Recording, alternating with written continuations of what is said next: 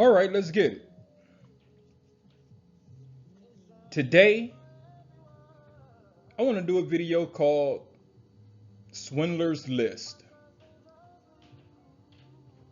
And this video will be about the many times that we've been lied to by the current president. And I'll provide the contradictions, the examples, if you will, of him promising one thing and doing another. And by the end of this video, I hope that you will see that this guy is nothing more than a slimy, used car salesman. He's a snake oil salesman. I think that's the term that they used to use. So anyway, let's get into it.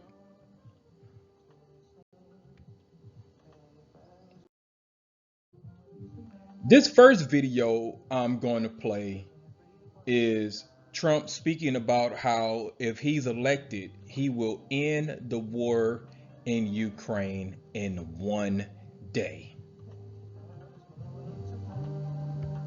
I will prevent, and very easily, World War III, very easily. Before I even arrive at the Oval Office, I will have the disastrous war between Russia and Ukraine settled. It will be settled quickly. I will get the problem solved, and I will get it solved in rapid order, and it will take me no longer than one day. I know exactly what to say to each of them. I got along very well with them. One day, y'all. Did y'all hear it? One day, he's going to end the war in Ukraine. But to my knowledge, they're still fighting. And on top of that, you have a contentious relationship with Zelensky, the president of Ukraine. When he came to visit the Oval Office, you attacked him.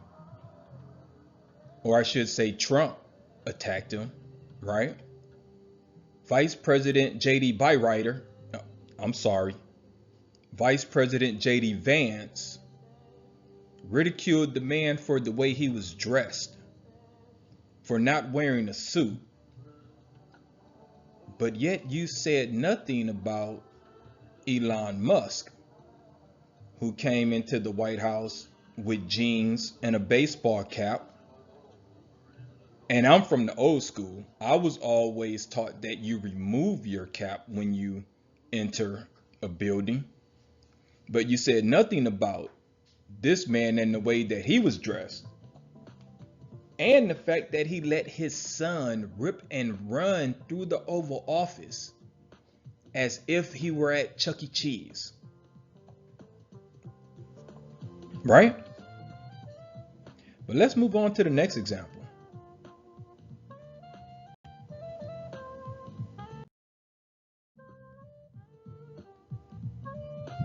I want you guys to listen to Trump talk about how he's going to reduce costs, inflation, groceries, all of that kind of stuff. Let's check him out. Because people can't afford their groceries, and they're going to be affording their groceries very soon. And I went on groceries. It's a very simple word, groceries. Like almost, who uses the word? I started using the word, the groceries. A vote for Trump means your groceries will be cheaper. It'll also bring your grocery bill way down. I have more complaints on grocery. The word grocery, it's sort of simple word, but it sort of means like everything you eat. The stomach is speaking. It always does. And I have more complaints about that. Bacon and things going up, double, triple, quad. First of all, I find it absolutely hilarious that he's trying to explain groceries. You know why?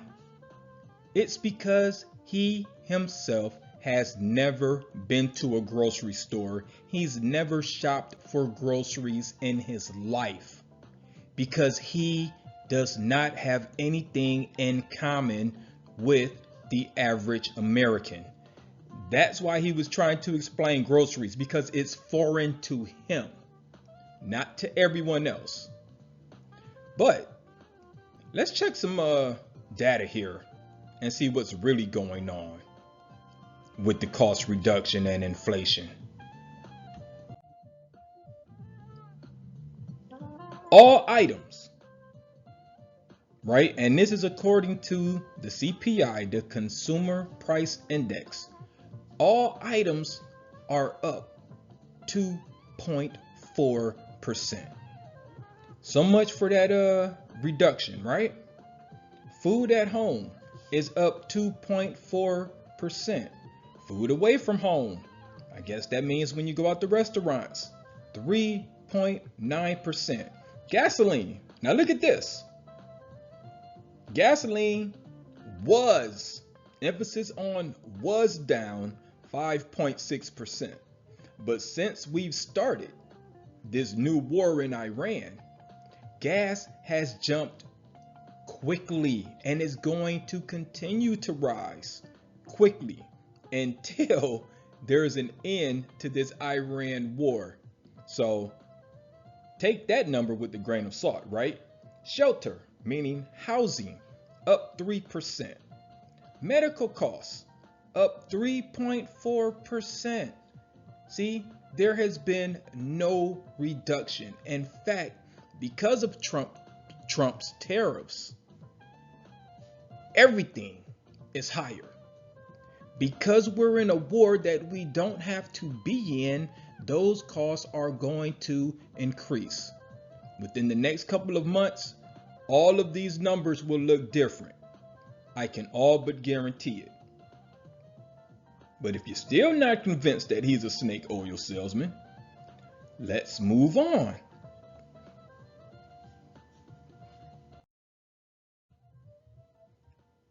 Let's listen to Trump talk about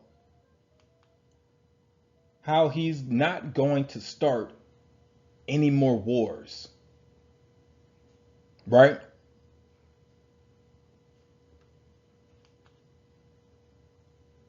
Let's pay attention in his own words, how he's adamant about being for peace. A historic realignment, uniting citizens of all backgrounds around a common core of common sense. You know, we're the party of common sense. We want to have borders. We want to have security. We want to have things be good, safe. We want great education. We want a strong and powerful military, and ideally we don't have to use it. You know, we had no wars. 4 years we had no wars, except we defeated ISIS. We defeated ISIS in record time, but we had no wars. They said, he will start a war. I'm not going to start a war. I'm going to stop wars. Right? Now let's look at the actual data. Let's look at the facts. Let's look at the truth. Because Trump, if anything, does one thing and says another. He is a living example of a contradiction. But let's look at the facts. So you won't think that I'm just out here running my mouth and I can't prove any of these claims that I'm making. On the screen, these are all of the countries that the U.S. has attacked just in this first year of the second administration. Iran, Syria, Yemen, Venezuela, Somalia, Nigeria, Iraq. And this slide doesn't even include the fishing boats in the Caribbean. This does not include what we were doing in Ecuador like 2 weeks ago, trying to overthrow a drug cartel.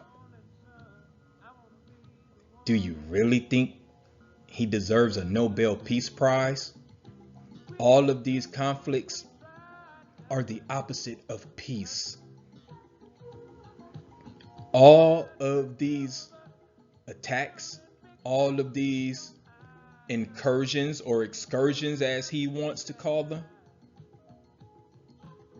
all of this costs taxpayer dollars. We fund all of these actions. Keep that in mind. The Iran war is costing the US taxpayers over $1 billion a day. Keep that in mind. And what are we going to gain from it? Most likely nothing. Right? This war with Iran is not going to change my life or your life, not one single solitary bit. Well, I take that back.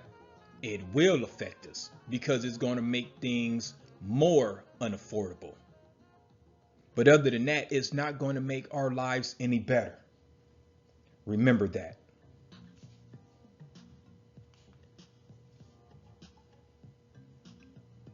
But if you're still not convinced, I have more examples. Let's continue.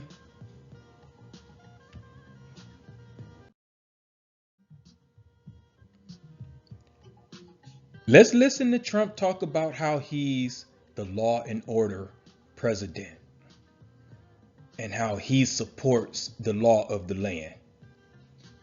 Just listen, and we'll talk on the other side. We must maintain law and order at the highest level, or we will cease to have a country.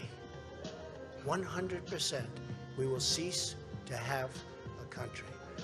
I am the law and order candidate. My Tookus. He is the antithesis of a law and order president.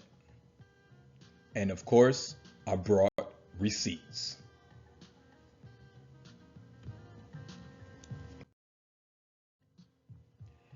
Donald Trump has 34 felony convictions. How does that make you the law and order president when you yourself are a criminal? But here's something that's even more interesting, in my opinion. Since January 2025, the Supreme Court has issued over 35 emergency orders in cases involving his administration's policies, such as immigration enforcement and the removal of federal officials. What does this mean? Whenever a lower court judge rules against Trump, he doesn't accept it. He always appeals to the Supreme Court, and because they're feckless, they tend to overturn other judges. I still don't understand how that's legal, but that's a conversation for another day. But if you are the law and order president, you would accept the rulings and just move on. You see what I'm saying? You see how this guy does everything he can to obstruct the law? He does everything he can to obstruct or disobey the Constitution. You know, like the FCC chairman basically trying to threaten all of these all of these media outlets saying that he'll revoke their license if they don't talk positively about Trump and the war. You know, Pete Hegseth saying the other day that he can't wait for the Ellisons to take over CNN so they can start reporting positively about the war. That's a complete violation of the First Amendment. But he's the law and order president, right? If you believe that, I have a bridge to sell. Let's continue though.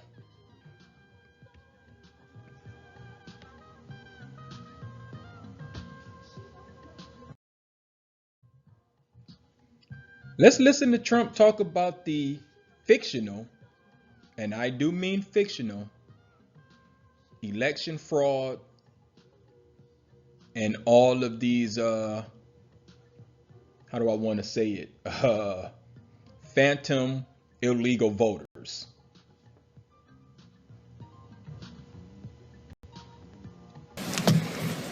Good evening. I'd like to provide the American people with an update on efforts to protect the integrity of our very important 2020 election. If you count the legal votes, I easily win.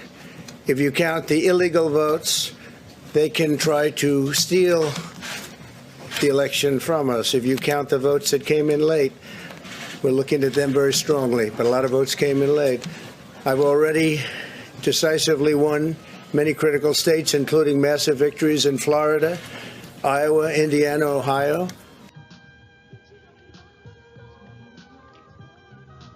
Now, let's look what the actual data says in regards to voter fraud.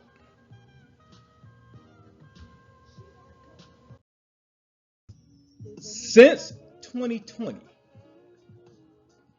exhaustive investigations by federal agencies, state election officials, and independent organizations have consistently found out that while isolated instances of voter fraud occur, there is no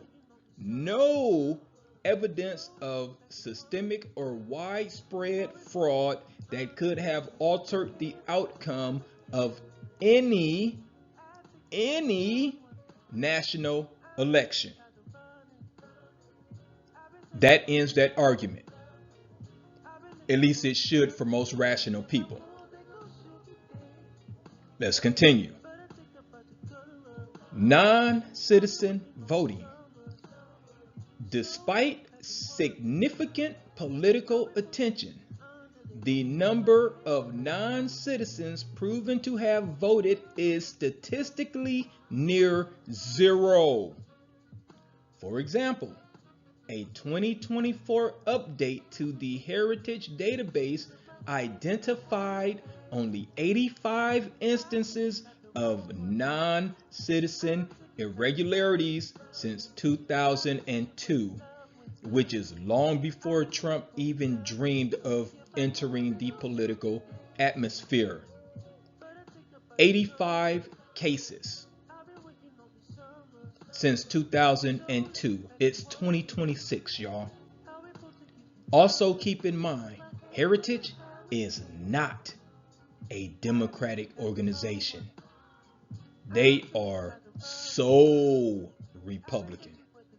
So if they're stating that it's pretty much non-existent, that means it's really non-existent because their numbers may be inflated. I'm just saying.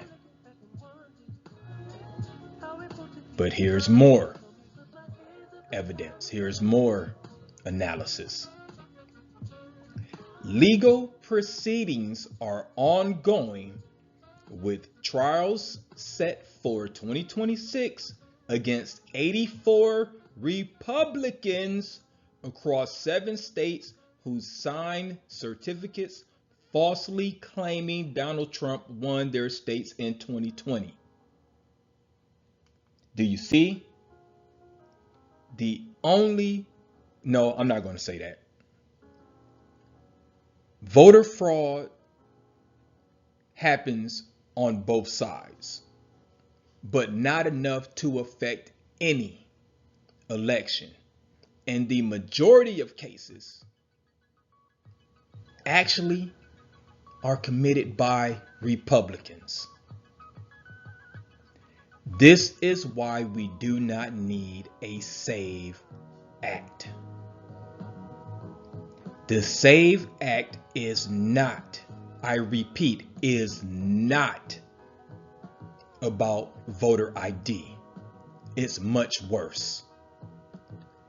The majority of states already have voter ID laws on the books. The SAVE Act is requiring you to prove your citizenship. This is nothing but voter suppression, right? Because according to the data, non-citizens do not vote.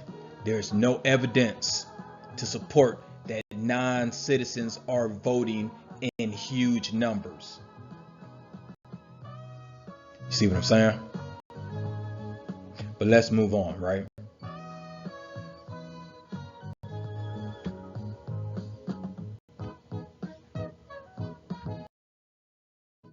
Let's talk about the Epstein files.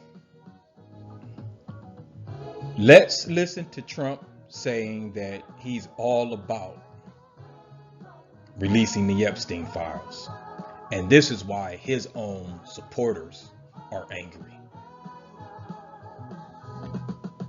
It's just very strange for a lot of people that the list of clients that went to the island has not been made public.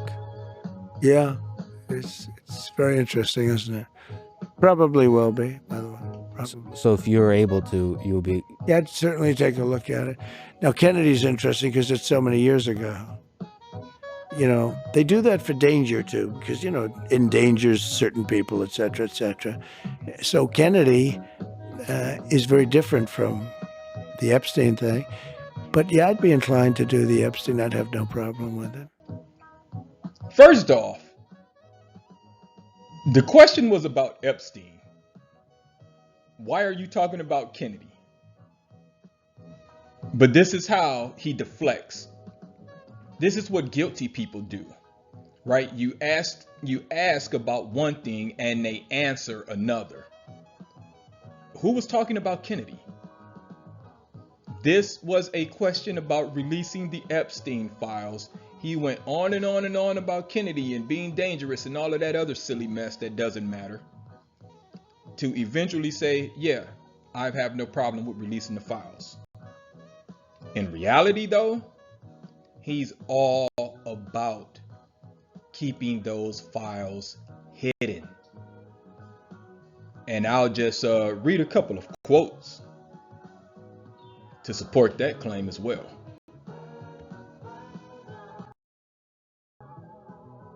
These are direct quotes in regards to the Epstein files. Somebody that nobody cares about. That's a direct quote from Donald Trump. Are people still talking about this guy, this creep? That is unbelievable. In regards to the Epstein files. A Democrat hoax that never ends. In regards to the Epstein files. I don't have it listed here, but I'm pretty sure he called his supporters stupid for talking about or asking for the release of the Epstein files.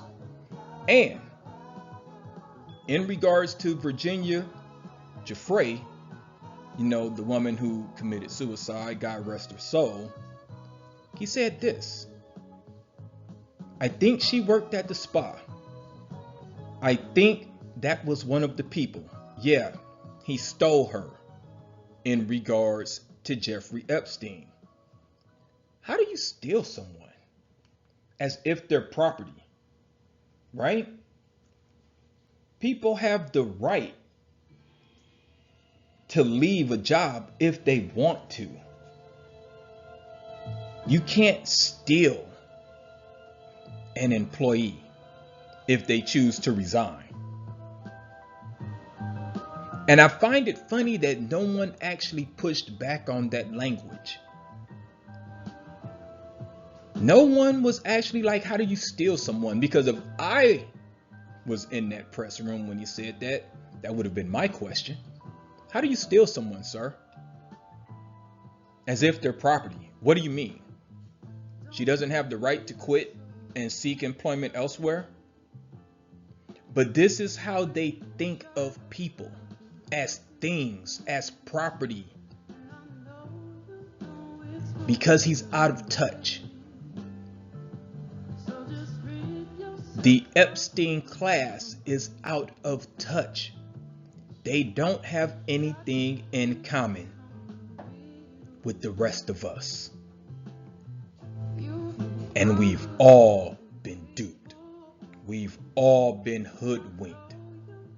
We've all fallen for the snake oil salesman's pitch. And unfortunately, it may be too late to rectify.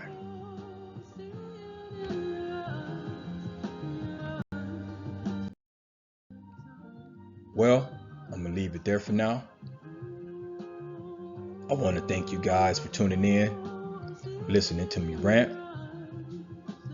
Like always, I'm asking you to please like, share, and subscribe so you won't miss out on all future videos. And as I always say, I appreciate your time. Peace.